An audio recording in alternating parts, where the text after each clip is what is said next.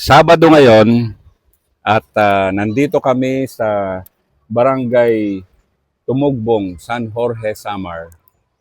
Kasama namin ang very popular Sangguniang Bayan member ng San Jorge, si Madam Indayu. Very close friend ng 3rd Infantry Battalion. Kasama namin si Barangay Kagawad Joel Dacles na dito sa Tumugbong.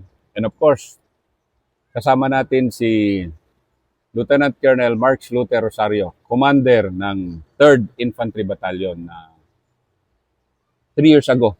And yung nga, yan lang napakalapit ng kampo nila. Pwede mong halos 100 steps lang. Sa una, Kagawad, pwede mo bang i-welcome ang sambayanan dito sa inyong barangay? Welcome po sa aming barangay. Ito pong aming barangay ay lahat ng visitors ay welcome dito kasi ang aming barangay talagang makikita nyo maraming bisita at peaceful talaga.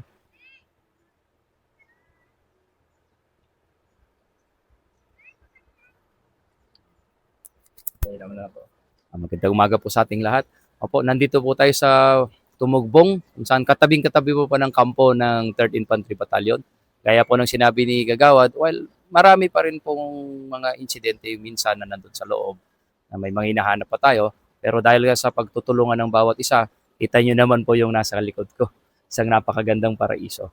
So, welcome po dito sa aming bahay.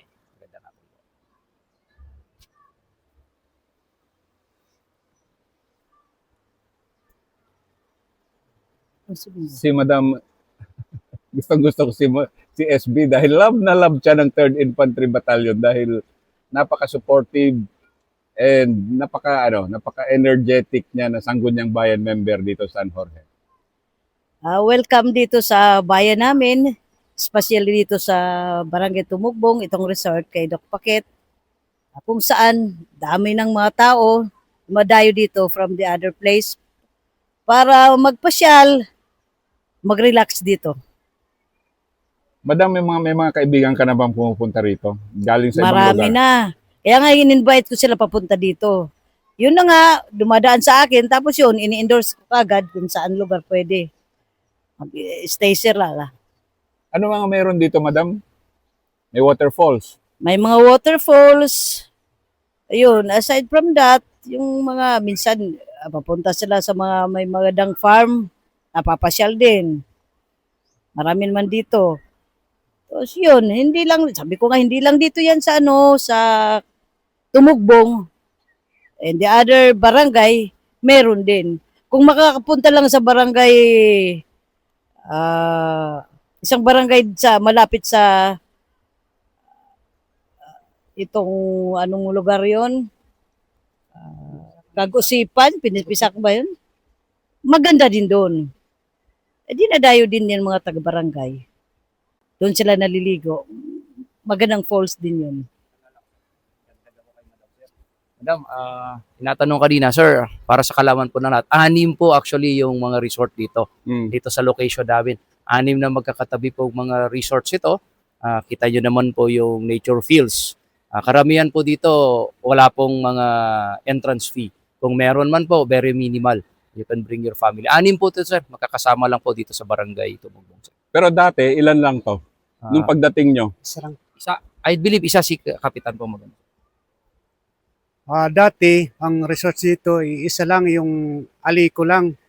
Katapos, nung ma-develop ng barangay, nagtayo na ng Kabubas, pati San Clarindas, katapos si Doc Paquet, pati si Sadolyo.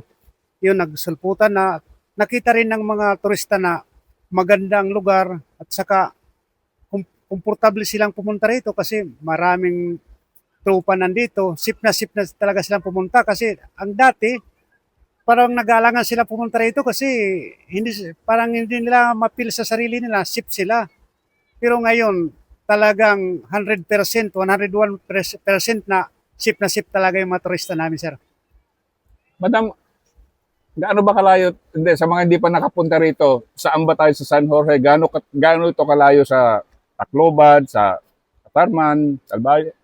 Sa Albayom. Tacloban, from Tacloban up to here, I think mga 3 hours, ano? Hmm. 3 to 4 hours, ganun. Then from Katarman dito, sabi ko nga, kung sariling sasakyan, mga 3 hours. Mm. So, madali lang. Karamihan na magpunta dito, nag-overnight sila. Eh, sabi ko, sayang yung pinunta nyo medyo malayo-layo. Tapos, uuwi kayo agad, isulit nyo na. Kaya nga, mostly, overnight sila talaga dito. Oh, kasi maraming accommodations dito. Kagawad, ilan yung resort dito na may accommodations? Yung Alico may accommodation, tapos yung Nature Island, tapos yung Cabubas, Clarindas. Dito sa Heaven, meron ding accommodate. Bali, isa lang ang walang accommodation, si Doc Pakit Park, pero dinidevelop pa. Darating ang panahon na didevelop talaga yan kasi kailangan ng mga turista yung accommodation. Kagawad, gaano ka-importante na nandito yung kampo na nandito? Tabing-tabi mismo, napakasaya ng buhay ng mga sundalo dito. Ay, Talaga, malaki nasa resort lang sila. malaki sila ang importansya sa amin ng Third IB dito. Kasi dati, ang barangay namin hindi pa ganun ka-improve. Pero nung dumating ang Third IB, ang tindahan dati, bumibinta lang ng 1,000. Ngayon, siguro, kasama ng motorista, umabot na ng 5,000. Dati, wala pang grocery nang wala pang Third IB. Pero nang dumating ang Third IB, nagsipasukan ng mga negosyante, nagsipasukan ng mga turista kasi alam nila na wala nang kabilang grupo na manggugulo. Safe na yung mga tao dito na may tindahan o kaya mga turista. Anong happiness mo, Brother Ranger, na Siyempre, sir, na ano na nakakataba rin ng puso, sir, na Oh. they appreciate our presence. Of course, sir, hindi naman namin magagawa lang to, sir. Unang-una, sir, I would like to extend the appreciation namin sa full support ng 8th Infantry Division, sir. Kahit na galing kami ng 7th Division, sir, tapos inopon lang kami dito, sir. We really felt the support ng division, sir. Of course, started sa panahon ni General Oreo, sir. Ngayon, sa panahon ni General Borgonio. Siyempre, aming brigade commander din, sir, General Senday Diego. Sir, we're very happy. Na-appreciate din nila yung presence. And siyempre, sir, nakakaroon kami ng chance na to work with all of them. Sir, yung pag-maintain ng peace and order dito, hindi lang naman namin trabaho, sir. The Philippine National Police, sir, the Bureau of Fire Protection, saka yung other local agencies tumutulong sa amin mag-secure dito kung maraming tao. Or siyempre, sir, the local government, pangunguna nila SB, nila Kagawad, sir, very supportive po din sila, sir, kaya nagagawa namin pagtulong-tulungang ma-improve yung lugar, sir. Nakakataba ng puso, sir. hindi talaga kasi tulad nito, madam, ang kulang na lang ay kaunting kalsada na lang. Oh, pero Nandyan na. ongoing na. Nandyan na. Oh, yun lang. Nandyan na. Ongoing na naman. Yun. So, wala nang problema. Ganon. Kasi noong wala pang kalsada at walang military, walang army, medyo Sabi ko pa nga at sabi ni Konsyal, natatakot yung mga tao pumunta dito. Kahit ako nga may lupa dito, hindi ako pupunta doon. noong Kasi- unang panahon. Una. Kasi kay kalsada pa lang, mahirap na makadaan. Mm. So, sa ngayon ako, almost 90% na ang kalsada, maganda na. Kaya walang problema sa transportation. Then with the presence of the military, 100% safe yung pupunta dito. At saka ang sarap dito. Kumbaga, ang sarap dito. Kumbaga, ihaw-ihaw ka lang dito para kang nasa paradise eh. Kagawad, no? Kumbaga, hindi, ito yung mga areas na nagbubukas pa lang eh. Anong kaligayahan mo, Kagawad, na nakita mo tong ganitong panahon? Ay, malaki sir ang kaligayahan kung ano lang, na, hindi ko talaga ma-explain pero nakikita yan sa gawa ng kaligayahan namin. Kasi hindi naman ito namin makakame up na kaligayahan kung walang pakipagtulungan ng bawat ahensya ng gobyerno.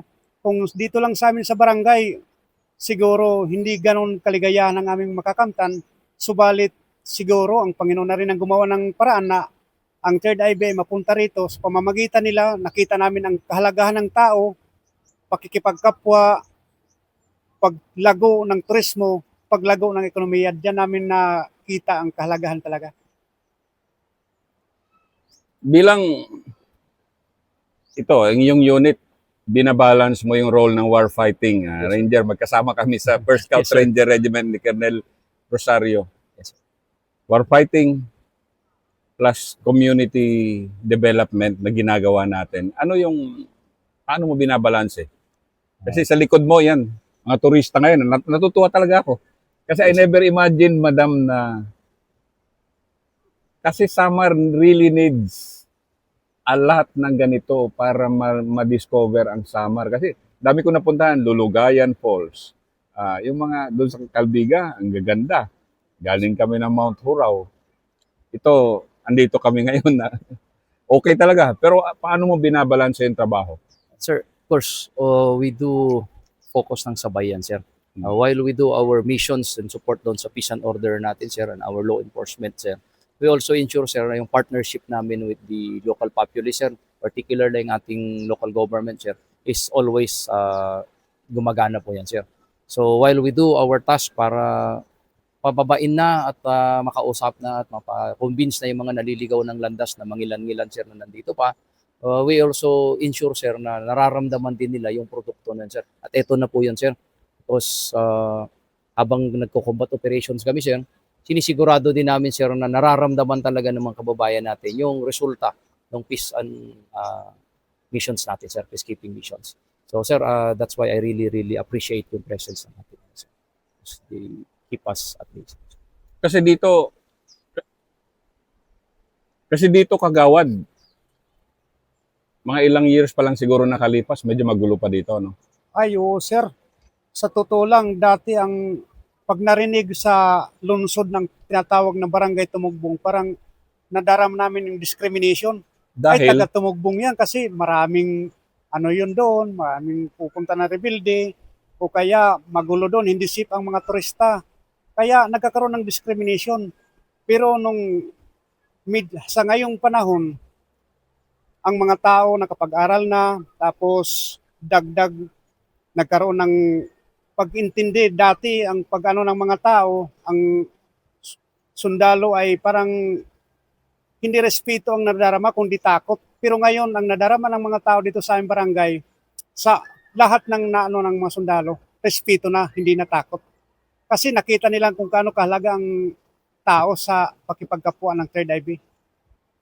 talaga kagawad. Kumbaga, sarap naman pakinggan ng military commander dito na ganun yung mo na hindi yan fake news. Totoo na Ay, hindi, yan. I mean, sige nga kagawad, kaunti pa. hindi fake news yan kasi hindi naman ako masyadong sip-sip sa aming batalyong commander eh. Sinasabi ko lang talaga ang totoo, based on my experience. Mm. Kasi ako dati, hindi ako na marunong makipagkapwa. Tapos nagkaroon ako mga kaibigan na sundalo. Diyan nakita kong kalaga ng tao. Tapos pumasok na ako sa barangay. Mas lalo naming napa-improve ang barangay. Kasi dati ang barangay, hindi naman ganito ka-improve. Katulad yan ang sinabi ko, hindi namin magagawa yan kung walang partnership in other government offices. Katulad ng LGU, tapos ang Forces of the Philippines. Si Madam kasi yung champion ng 3rd IB and Army Unit sa konseho ng San Jorge. Bakit, Madam? Kasi malaking natulong ng mga military. Isa lang partner. In case of emergency, andyan lahat sila, tumutulong agad. Hindi pa yan ilang minuto pa lang, takbo agad sila sa Nore. During may mga bagyo, military kaagad ang tinatawag namin. Lahat yan, puro military, medical mission, nandyan sila. Kaya very supportive sila sa LGU. Yun ang pinasalamatan namin sa mga military na nandito. Kaya nga sabi ko kanina, sana kung papalitan man lang, ganun din. Kung anong pinakitang support ng 3rd IB, sana ganun din yung papalit na batalyon. Support din sa amin, pati kami, ganun din. Parang tulong-tulong na lang yan. Mula sa LGU, sa military, pati sa mga barangay. Colonel Rosario, bilang pagpupugay sa stakeholders mo dito, si Madam, Yes, sir. Inday Yu, si Kagawad, And yun nga, hindi man permanente ang isang unit dito. Pero anong alaala madadala mo kung malipat man kayo Ah, dito? Sir, siguro sir, maaangkla ko na rin to doon sa yung guidance ni Division Commander ko po sir, si General Pasamonte. Kasi ang dala-dala namin, pamilya at malasakit po kasi yun sir, nakaangkla. Binaba ko rin dito sir, yung 3D, disiplina, diskarte at dignidad. Sir, talagang mababitbit ko na pamilya na talaga namin dito sir, ang tumugpong. Yun yung greatest memory namin dito sir. Other than doing yung mga war fighting na mandates namin sir, naramdaman ko at binigyan din nila kami ng chance sir na maging part ng community through support sa operations other than war sir. Sabi naman ni kanina sir, during HADAR operations, during mga law enforcement operations. Siyempre, mga piyesta-piyesta dito sir at mga simpleng Sabi ni nga Madam kanina, Opo, yung sir. kuratsa daw talaga dito. ang Opo, ano. sir. Opo, sir. Siguro, sir, yun yung mabibit-bit ng bawat third IB kung saan mga bidali ng tadhana, sir. The semblance ng family, sir. Yung family talaga na tinanggap kami nila dito, sir. Binigyan nila kami ng chance gawin namin yung trabaho namin. Sinuportahan nila kami, sir, sa halos lahat ng aspeto, sir. And siyempre, in return, sir, pinagkatiwalaan nila kami, sir, na nagagawa namin yung trabaho namin. So, memory, sir, them as our family members po, sir. And us as part of their family po, sir. Bilang pagtatapos kagawad, anong masabi mo? Ang masasabi ko lang, sa legacy ng Third IB, yan ang babaunin namin habang buhay kung sakali mang hindi na sila makabalik dito sa aming barangay. Yan ang legacy na iniwan nila, ang kahalaga ng tao, diskarte nila kung paano makipagkapwa, at pag-unlad ng aming barangay.